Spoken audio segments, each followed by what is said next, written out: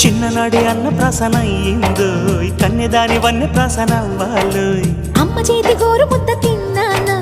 అందగాడి గోటి ముద్ర కావాలో